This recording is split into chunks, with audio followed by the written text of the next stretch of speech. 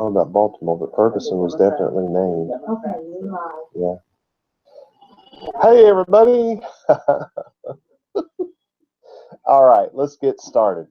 I'm excited about this one. So let me ask some questions. I don't want any answers, don't worry.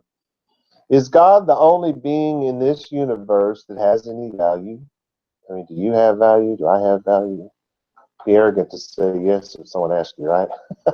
Should things go well for people who give their lives to God?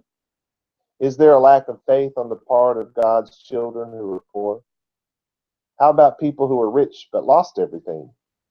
Is there a lack of obedience on the part of God's children who are constantly going through rough times? Is there some hidden sin in the lives of God's children who are under constant attack from the resistance? You know, the devil. What is the resistance? Does anyone actually know? I mean, really? Is there anything worthwhile in the human race? Is there anything worthwhile about the planet Earth? The universe? If so, is it just found within the Torah observant ones? If there is something of value, what is it? The name of this message is, If That's Not a Treasure. All right, so please stand and cover yourselves for the reading of our scripture today. I'm still a little bit tethered, not as tethered as it used to be, but I can't get up for those of you who don't know why I don't stand when I say that. All right, today's verse comes from Devarim, that's also known as Deuteronomy, chapter 28, verse 12. Here's what it says. Yiptach Yahweh lecha et otzaro hatov et hashamayim latet metar arzecha beito ulevarech et kol maaseh yadecha behilvita goim rabim ve'ata lo tilveh. All right, you may be seated.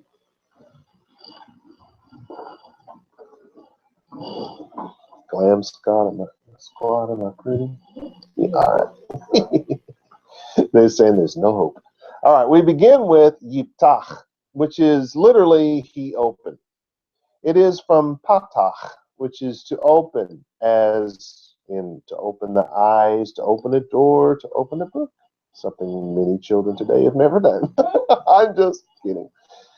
They do it when they're little babies to really like turning the pages. All right, let's move on. To open the mouth, whether it be to eat or to sing, to speak, especially after silence, hence to other words. And on the other hand, not to open the mouth, i.e. to be silent.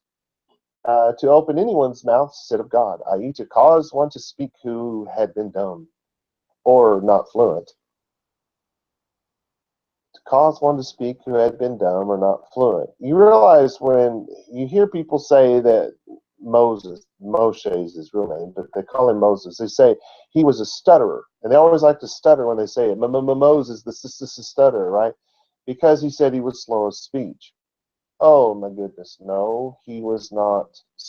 He was not a stutterer. He was not fluent. He didn't speak the Egyptian language very well, and he didn't speak the Hebrew language very well. By the way, Hebrew was his second language, not his first language. He was raised in Pharaoh's court. So the only words that he learned were the words that a servant to an Egyptian servant. He was a servant to an Egyptian servant. He was not a king. He was not Pharaoh's favorite son. That's all folklore.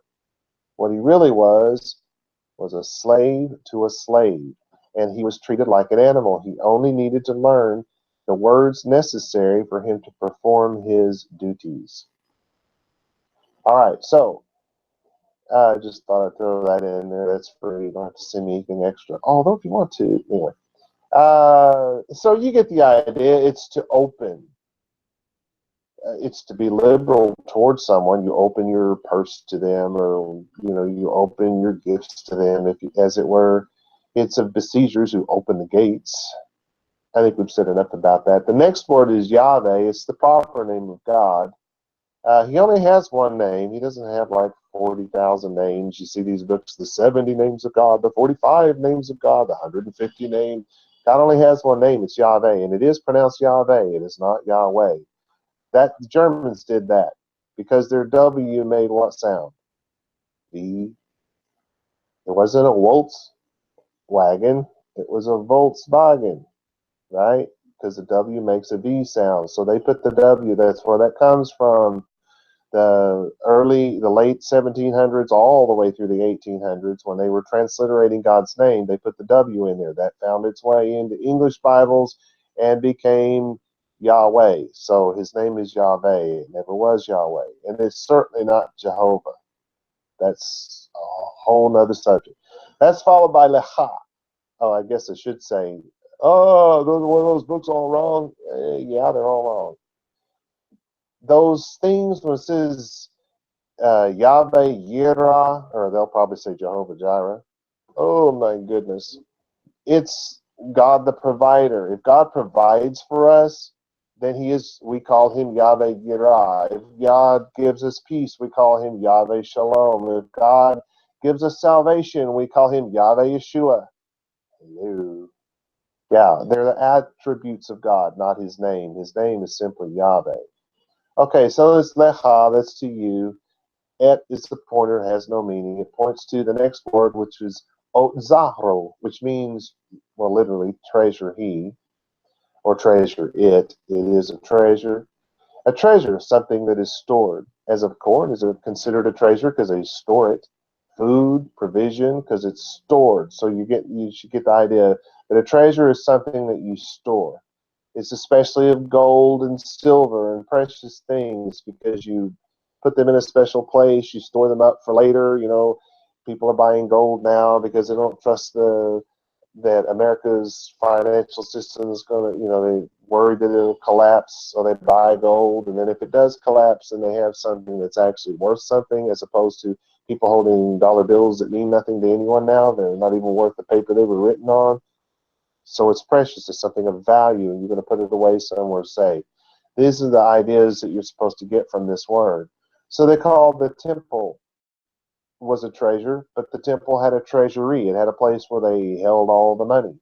It was a storehouse. There's an example given in Yirmiyahu or Jeremiah, chapter 50, verse 25. It says, Yahweh has opened his armory. That's the word treasure, armory. And has brought forth the weapons of his indignation. For this is the work of the Lord Yahweh of hosts in the land of the Chaldeans. So the treasure that was open from heaven was God's defense of his people. Our next word is hato, which literally is the good. It's good. It's physically used of a good, like if you say it's a good land, that means it's fertile. If it's a good tree, that means it produces a lot of fruit. If you were a good person, they wouldn't have probably called you that in Jewish circles, although Christians like to do it, and Western people like to, I'm a good person, but there is none good. Not even one except God. I'm just saying. But if you did call a person good, you'd be talking about someone who was kind, someone who was upright, someone who was righteous, someone who was what? Anybody guessing here? Torah observant. Because in the Jewish world, the only thing that they really did call good was the Torah. That's going to hit some of you later on today. All right. It's of uprightness and goodness and happiness and what is fair, what is beautiful, what is pleasant, what is agreeable. So when they're saying that God created it and he said it was good, well, it means more than just, it's all right. It's a little better than all right. No, it means it's perfect. When God created the planet, he said it was perfect. And when God created human beings, he said they were perfect.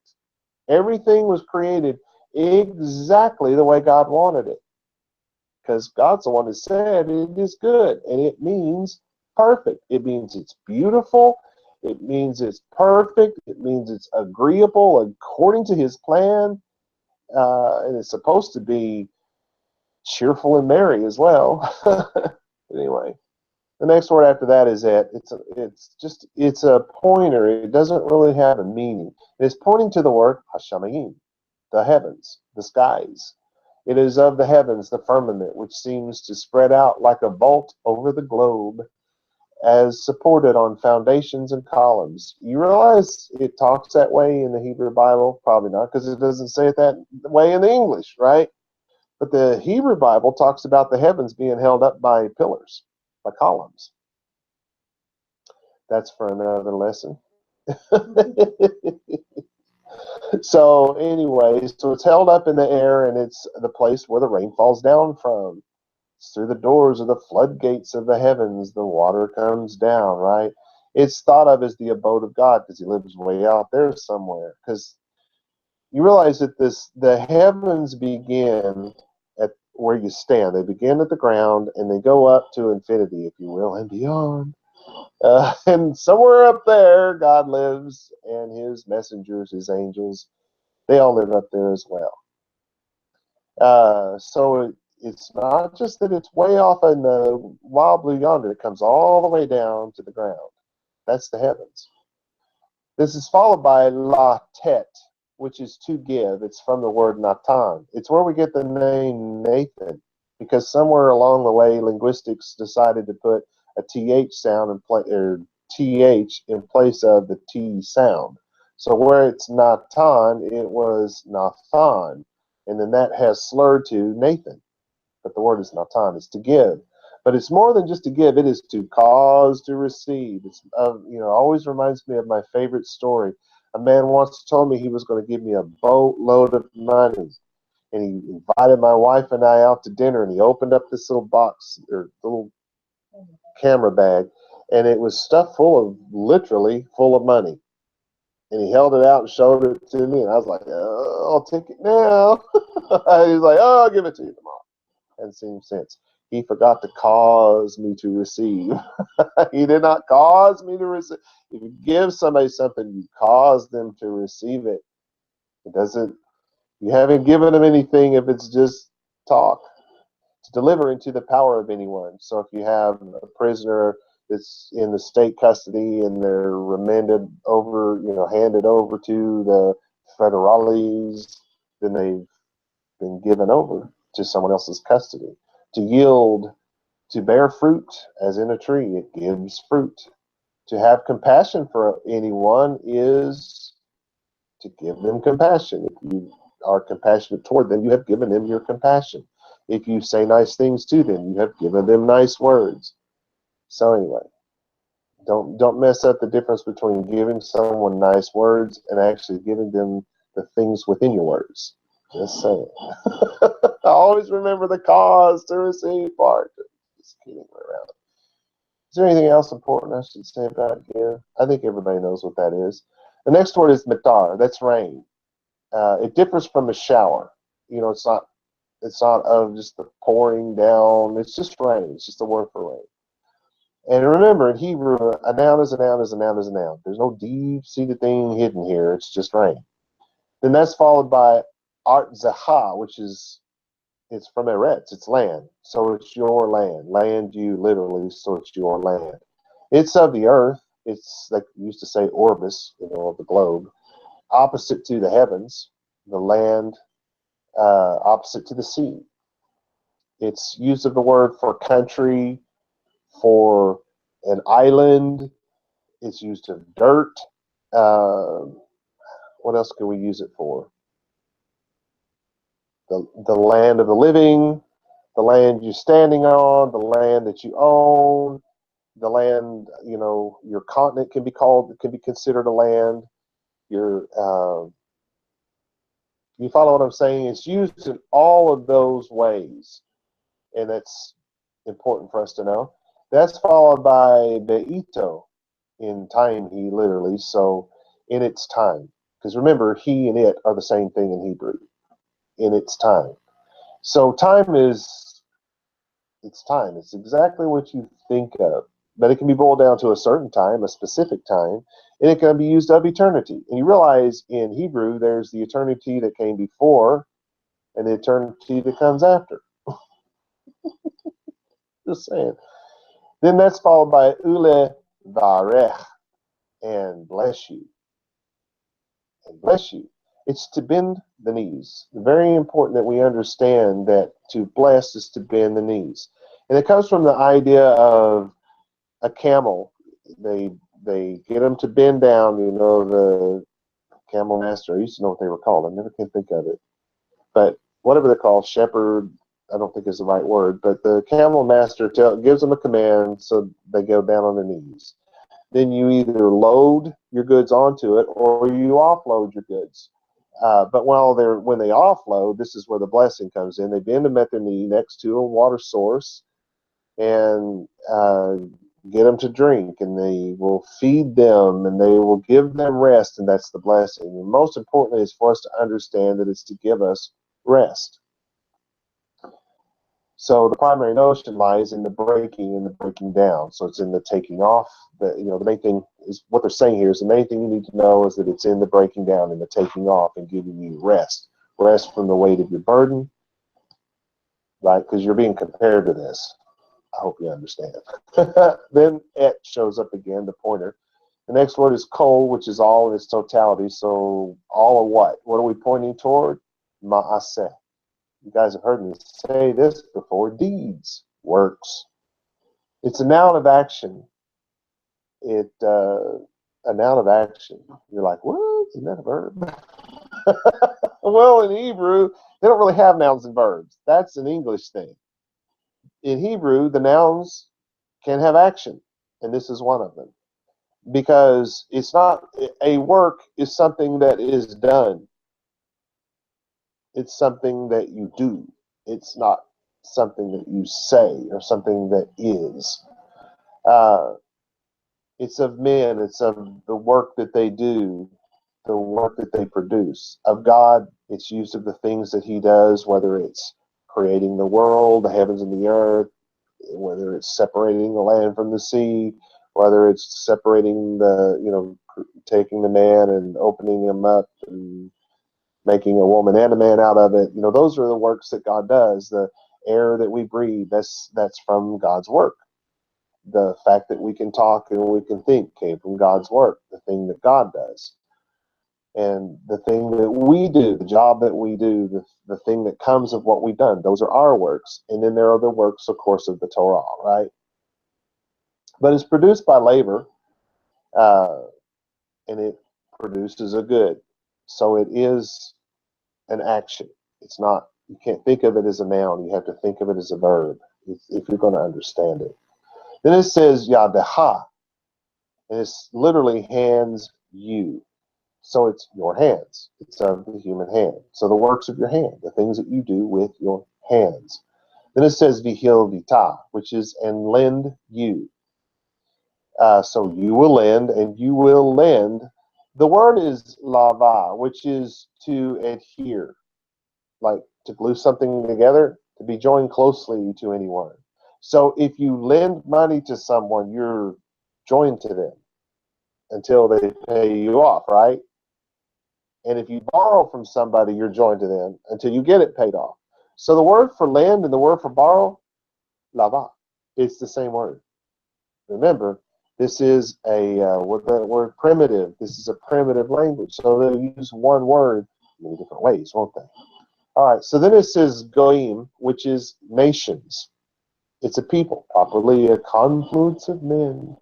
The word is general and used of the nations at large. Specifically, it is used of the other nations beside Israel. This comes from the 1800s, not from the Bible. They did not use Gentiles in the Bible times the way we use Gentiles today. Boy, I'm going out on a limb telling you this one today. But I'm going to tell you, in the New Testament, when we talk about the Gentiles, they are not talking about Christians.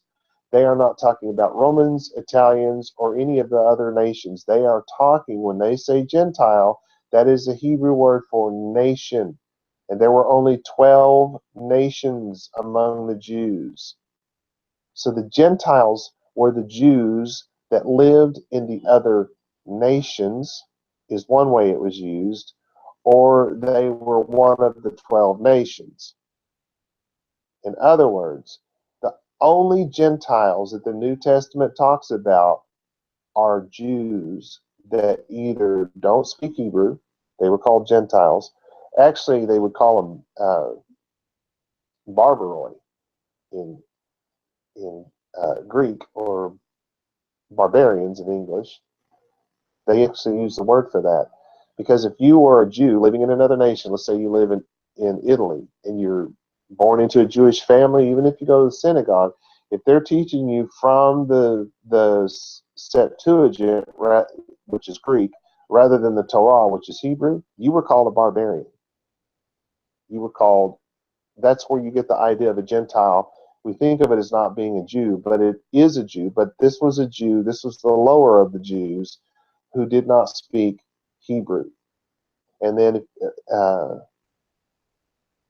the worst of the Jews were the ones born of Jewish lineage, but didn't go to synagogue and didn't speak Hebrew either.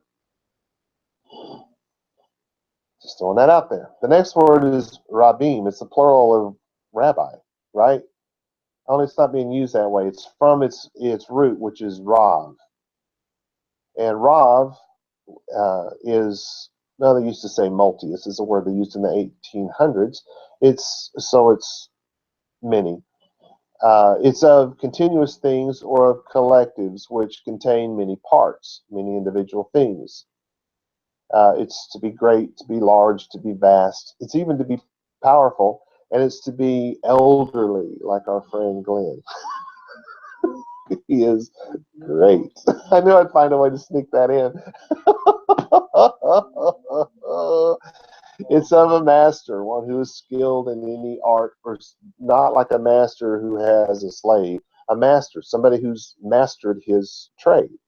You know, you can know the basics and maybe build a shack, or you can be a master and build a palace, right? The master is the one who can actually do the elaborate stuff. So that's what they mean by master in this case. The Talmud calls Rav, that the word that this comes from, when we're speaking of human beings, that's the word for doctor. An excellent teacher. It is of the magnitude of education, not the magnitude of the size of the man like me. Just throwing that out there. And it's not of the magnitude of how great of a person he is. It's not about that. It's about the magnitude of the education, which it's a doctorate. That's followed by the ata and you. This is lo. You will not what? Tilva. Remember laba? Tilva is the same word. It's to. Is it borrow or is it lend? Well, it's already told you that you won't borrow. So I went the other way. Told you that you will be a lender, and so now it's saying you will not be a borrower.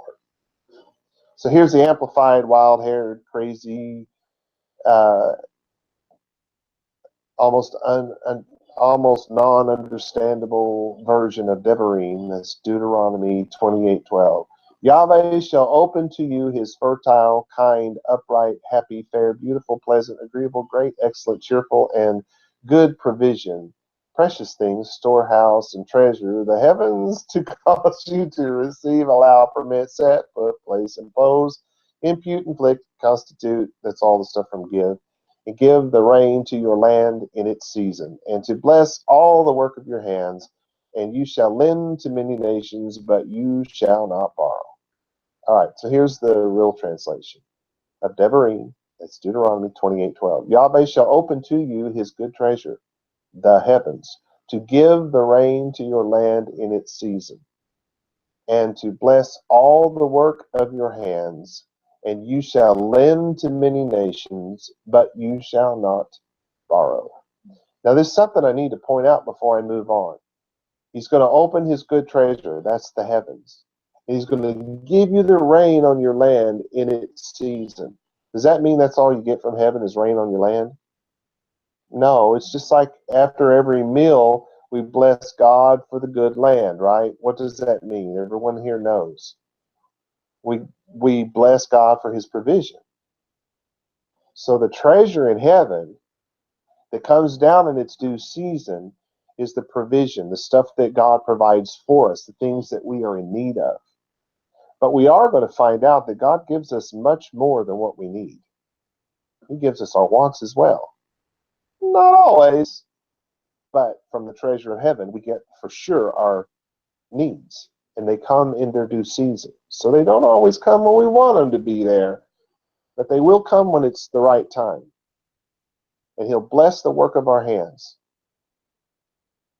and we will be the lender and not the borrower. So let's talk about Job. You guys know him as Job, right? A man to whom the treasures of heaven had been opened, then closed, and then reopened, right? Well, first thing that we need to know is the story of Job is a mashal. It's a parable.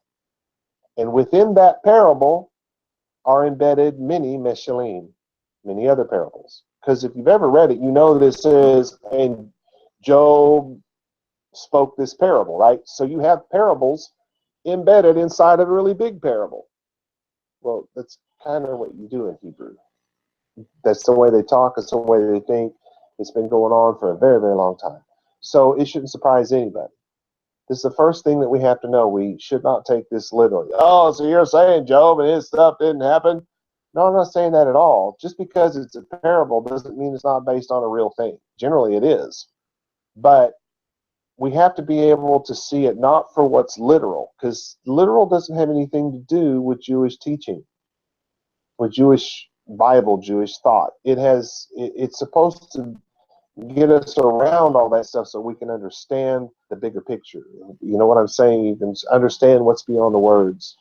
So that's why that's important. Second, God called Job perfect. And if there's anything on this planet that we can be sure, we can't be sure of death. You know why I say that? The Christians are saying, because of the rapture, right? No, I'm not going there. I'll tell you why I know we can't be sure of death. Didn't somebody just disappear one day? Just saying. So you can't be sure of that. And you can't be sure of taxes, because there are times in human history where taxes are not paid. Right? This weekend? Oh, this is that weekend? Tax-free weekend. See? Can't be sure of that. But we can be sure of this one thing. If God said Job was perfect, he was perfect. He was beautiful. He was good. There was nothing wrong with him. Third, God did not ask a question to which he knew the answer. See, a lot of people say there are no dumb questions. I, as a teacher, say that is not my point of view. I think there are dumb questions. I think when you know the answer and you're asking just to hear the sound of your voice, it's a dumb question. God doesn't ask questions like that. He was not asking Job a question. We got to get that out of our mind. And God did not ask the resistance, the devil, if you will, where he'd been, right? Because God would have known the answer, right? So that didn't happen. This is English translation. It's a Western Hellenized understanding, and we've got to get back to what was really said in the Hebrew. The other thing that we need to know, the fourth thing, is God did not make a bet with the devil and throw Job to the wolves to be eaten. It did not happen. Let's just look at it. Job chapter 1, I'm going through verses 9 through 11. This is my translation of the Hebrew text. And the resistance bowed down to Yahweh and said. Yeah, that's what the Hebrew says. It says the resistance bowed down to Yahweh and said. Does Job reverence God for no reason? Have you not placed a hedge around him and around his house and around everything that is around him? You have blessed every work of his hands, and his livestock increases in the land. Sounds a lot like what we just went through, doesn't it? But nevertheless, send out your hand now and strike everything that is to him. Idiomatic. Everything that he has. He will not bend his knee to your faces. So what's that mean? He will not bend his knee in your presence. So he's saying, if you'll send out your hand and you'll strike everything that he has, he'll stop praising you. He'll stop worshiping you. It does not say he will curse you like the English text says. It says he will not worship you in your presence. Very important for us to understand. Then, after all that's said, and God agrees to let this happen, then the Sabians, they go in and they take the ox and the donkeys and they kill the herdsmen, all except for the one herdsman. Next, fire fell from the sky and killed the sheep and the shepherds, except for the one shepherd. That was followed by the Chaldeans, who took the camels and killed all their herdsmen, except for the one. And finally, his children and their servants, except for, of course, one, were killed in a freak accident. So it happened, right? This very thing happened. Then in chapter 2, verses 4 through 6, it says, "And the resistance bowed down to Yahweh and said," skin around skin. You got to know that's an idiom, right? What's it mean? Well, he's going to tell you. Everything that to man. That's how they say it in Hebrew. What it means is everything that a man has, he will give for his soul. Everything that a man has, he will give for his soul. That's what skin around skin means. But nevertheless, send out your hand now and strike his bones and his flesh, and he will not bend his knee in your presence. He'll stop worshiping you. He'll go find something else to do. He'll say, "This sucks. Living for God's too hard. I'm going to go do something else," right? And Yahweh said to the resistance, "Behold, he is in your hands, but do not kill him." What he actually said was, "But do not keep his soul." That means do not kill him. Then the resistance gave Job boils all over his body. 3 of Job's friends came to comfort him. Then Job cursed the day he was born. Next, he wished that God would kill him.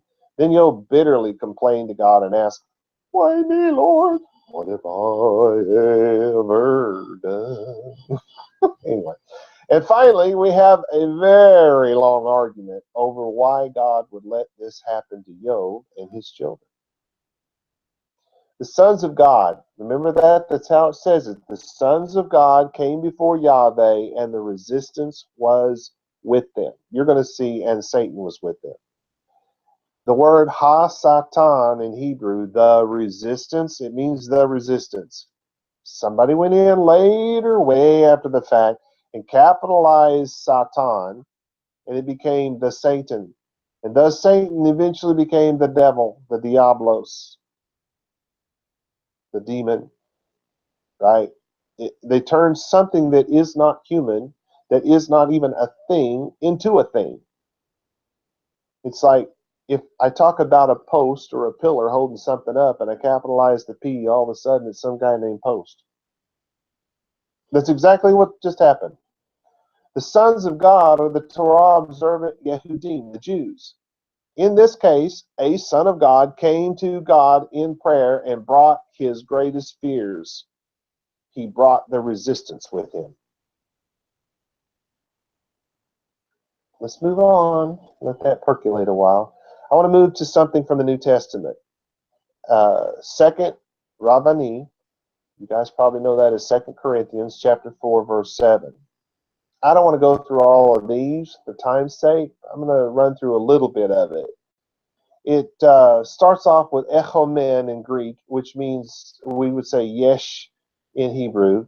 It's being, existence, what is present, what is. Let's just go there.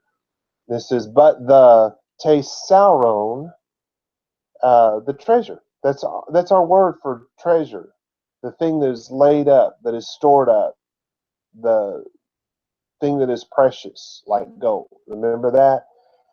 That is in ostrakinois in Greek. That's in earthen. Cheres in Hebrew. It's like a, what do you call that? The thing when you got the wheels spinning around and you do the mud. Pottery. Like it's like pottery. It's even used of the pot shard itself. So they're talking about pottery. They say earthen, so it's made of pottery, if you will. Then it says skeesim, which is vessel. So it's an earthen vessel. The vessel being something that you can put gold in it, you can put utensils in it, you can put silver in it. It's the place where you store it. So the earthen vessel. Your soul is stored in an earthen vessel. You get it? That's what they're talking about.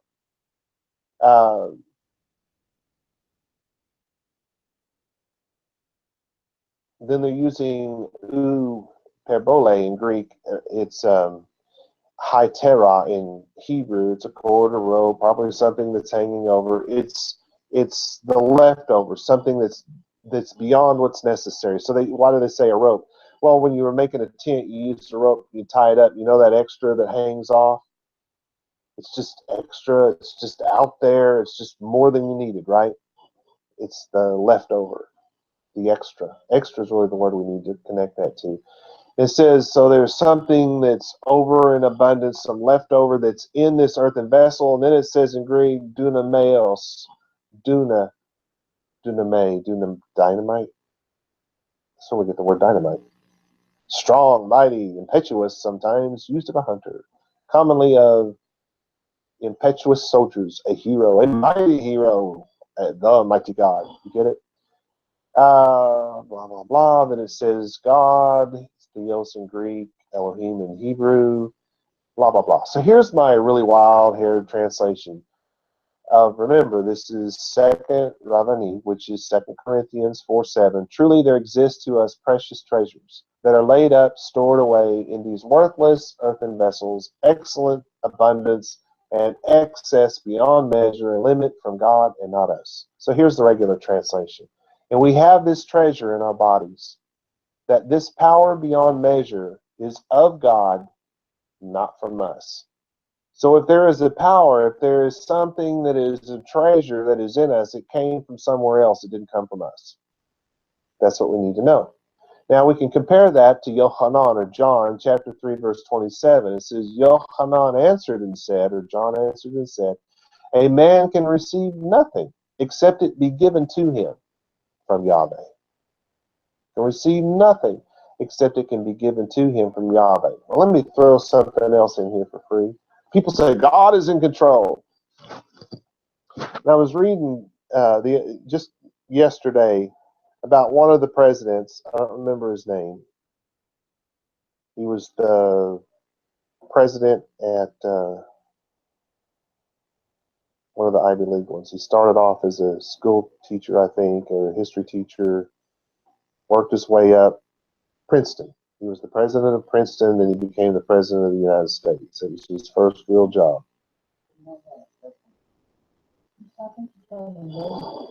No, it's before Roosevelt. The guy before Roosevelt. Long face, arrogant. Anyway, he stepped on everybody. When you read the description of this man, it's like reading a description of Donald Trump. It really was. It's uncanny. Except that this man went to academia and stayed in academia. He worked his way all the way up to his doctorate degree and then started teaching in 2 or 3 little colleges, wound up in Princeton, wound up the president of Princeton, and went from there to the president of the United States. Never worked a real job in his life. You know what I mean? But he was very arrogant and all that stuff, and he just stepped all over everybody. And then he turned to the people that got him into the White House and said, God ordained me to be, I don't owe you nothing. God ordained me to be here. Because in those times, they still believed that God decided who was going to be president, that God decided who was going to be in charge of this or that or the other, and that God ordained all of this stuff. And with that belief, they said God is in control. So if some horrible human being becomes a president, he turns your free country into a socialist country, then that must be from God. No, that is not how this works. When Jews say that God is in control, we don't mean it anything like that. God didn't put those people there. People put those people there. And they bear the responsibility for putting those people there. It is the people of the United States' fault that we have the choice we now have for president. Our fault, not God's. God didn't pick one or the other. He did not pick whoever winds up in there. That is not how it works. God created this planet. And whatever we do to this planet will correct. If it means it has to kill the people off, it will. It's not very likely, but it would. When we caused, if it was us, the hole in the ozone, what did the planet do? It closed the hole. It's not there anymore. Did you know that? When the water melts off too fast in the Arctic and comes down, we get hurricanes. What does that do? It picks up the cold stuff and puts it back where it goes and rebalances the earth. That's what all of this stuff does. Tornadoes, the lightning coming down from the sky and burning down the forest replenishes the forest. Everything that happens here is because it was created to do exactly what it does. So if we can in fact affect climate or affect, the world around us, the ball will fix itself. It was designed to do exactly that. So everything that happens, like human beings, God designed us to have dexterity so we can do things with our hands. He designed our brains to work a certain way so that we can invent electricity and light bulbs and telephones and cell phones and all of that. God created that. And to that degree, he's in control because he created everything to work the way it does. We'll get more in depth in that. God's not putting these people in place. He did not ordain these people to have these positions.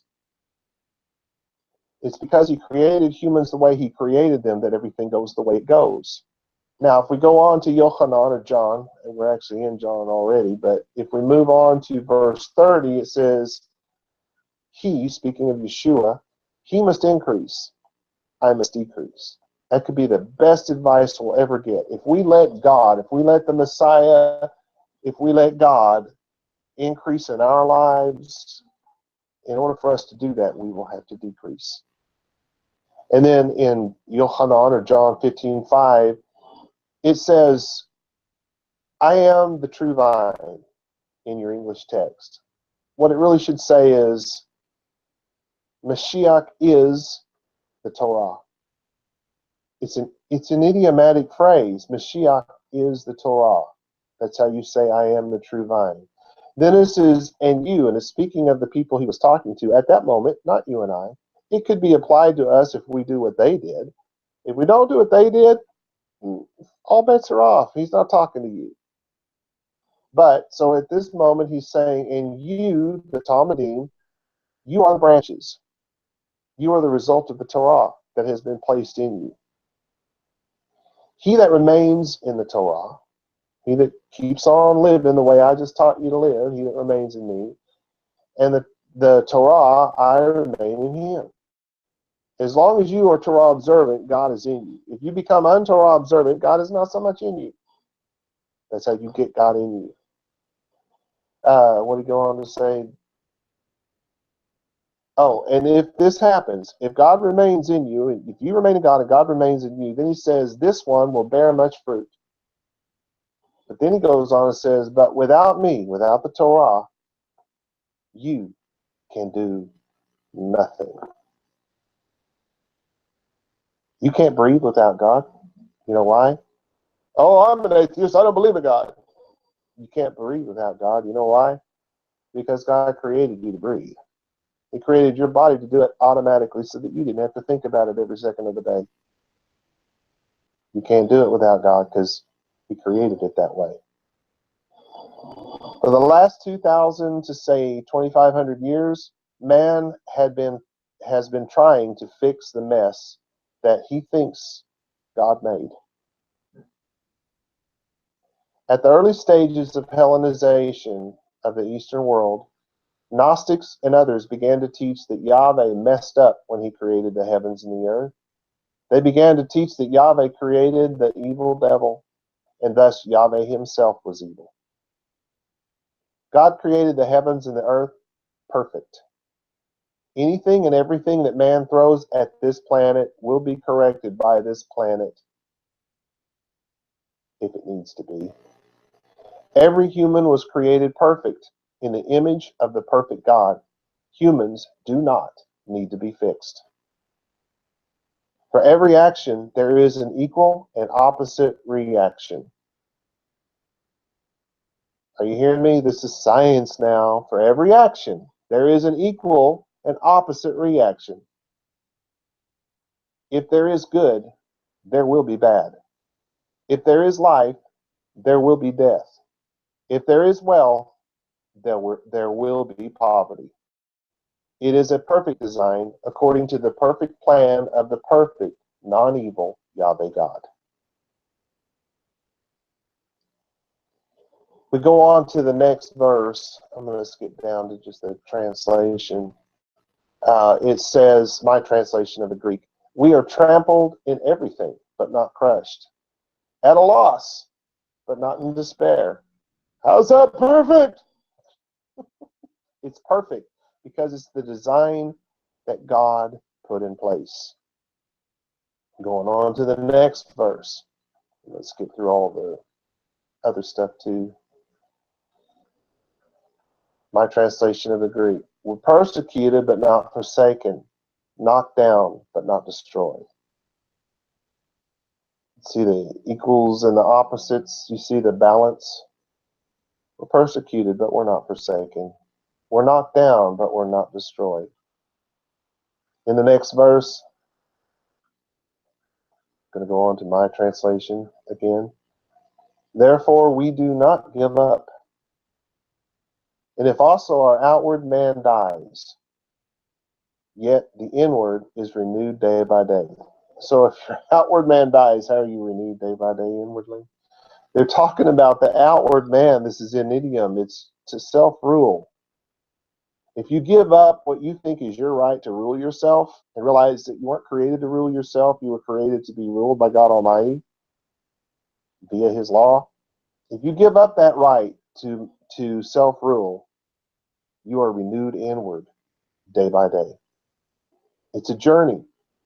If it took you 60 years to become an angry, cussing, screaming maniac, you're not going to get over that by taking a pill. You're not going to get over that by me laying hands on you and cursing the devil out of you. It isn't going to happen. It took you a long time to get there. It will take a long time to get away from there.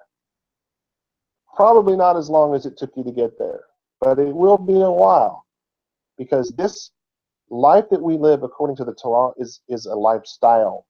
It is not a pill. It is not instant. But the beauty of Torah is that we have a covering. If we're trying to live by the Torah, we have a covering. I like the sound of that. It's not grace. It's not Christianity. Living according to the Torah is how you live by grace. That was a Hebrew idiom that, for whatever reason, is lost to the Western world. They said they lived by grace. That meant they lived by the Torah. If they said that they were under the curse, it meant that they didn't live by the Torah. It was that simple.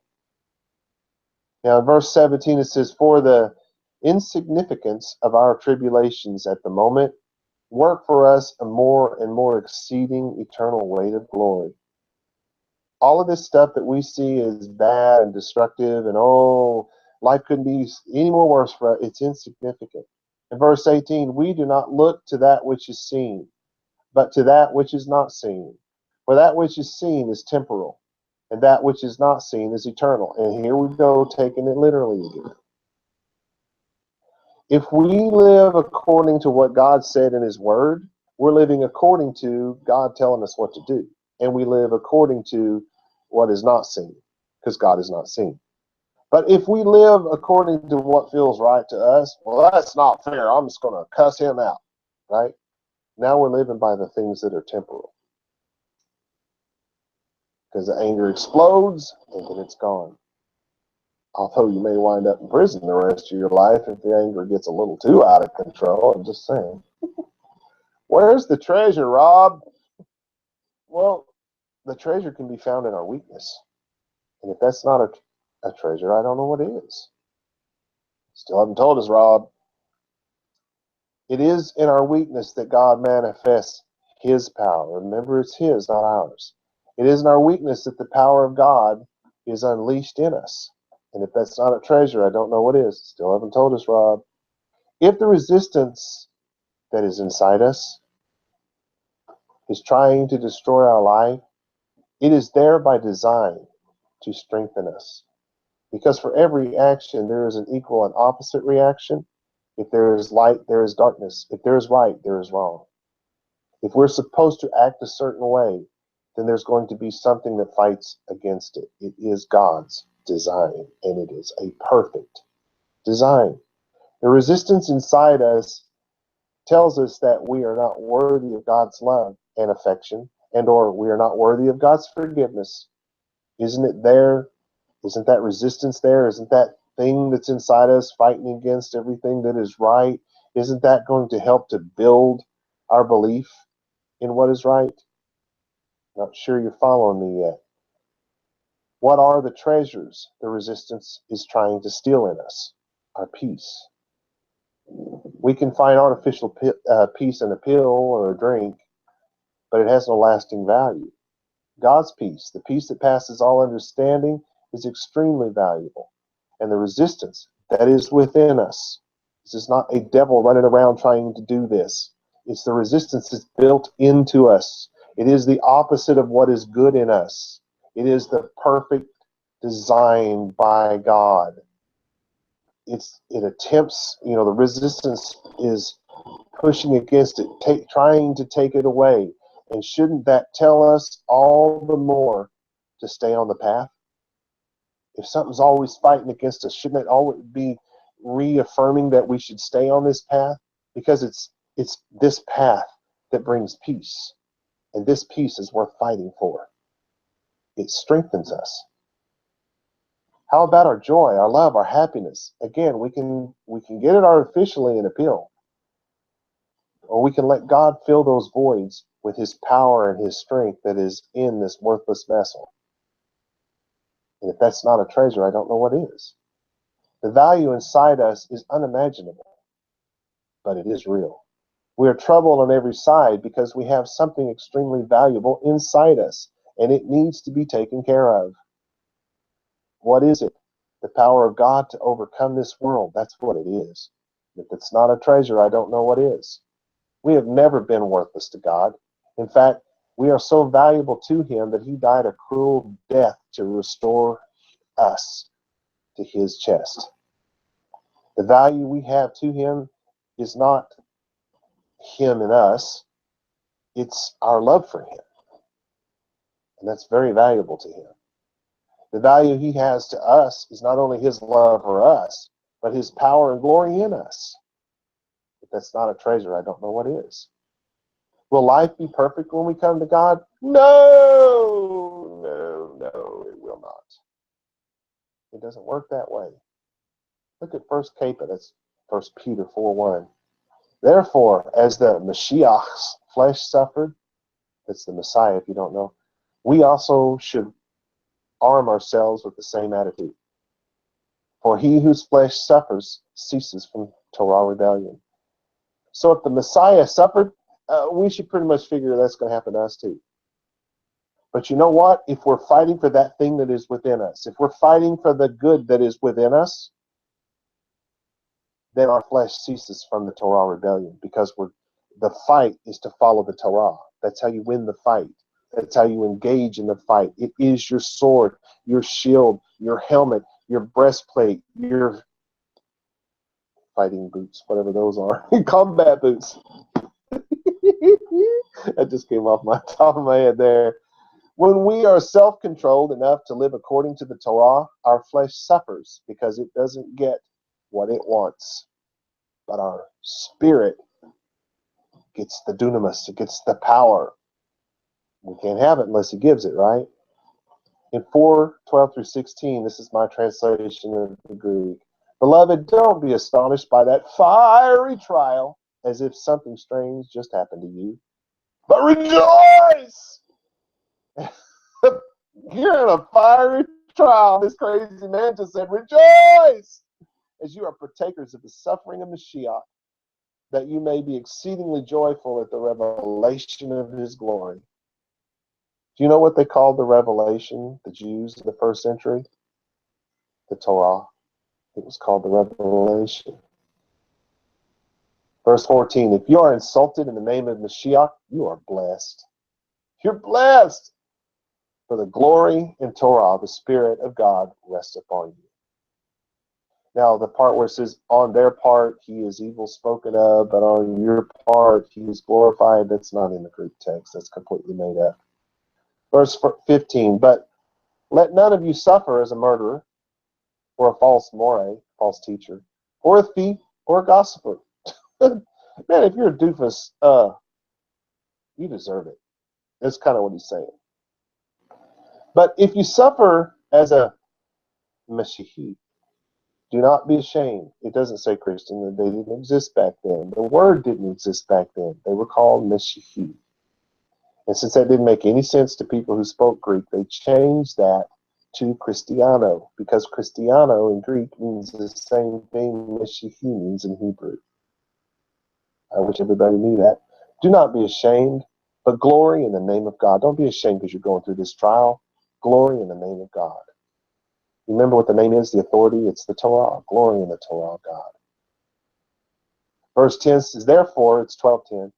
Therefore I take pleasure in illness, in reproaches, in need, in persecutions, and in calamities for the sake of Mashiach. For when I am weak, then am I strong. No statement in the Bible could be more opposition to modern evangelical doctrine than this verse.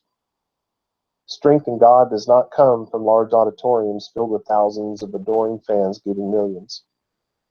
It doesn't hurt. That's not where it comes from.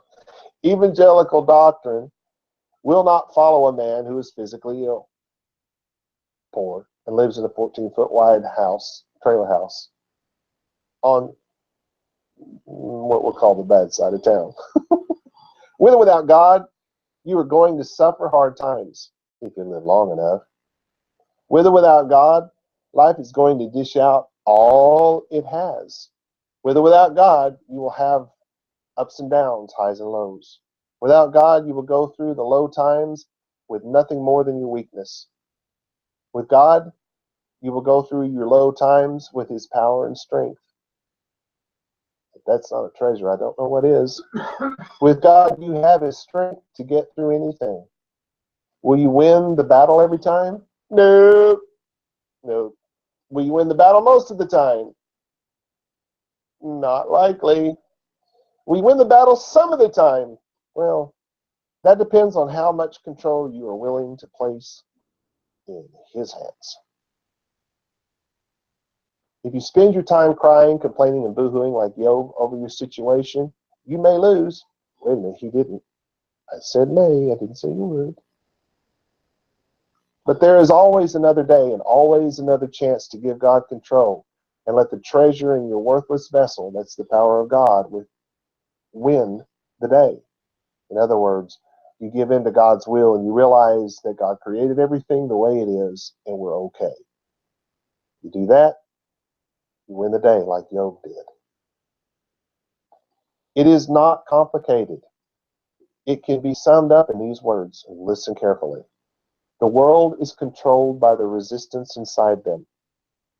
The children of God overcome the resistance inside them. Let me say that again. The world is controlled by the resistance inside them. The children of God overcome the resistance inside them. Does anyone know how?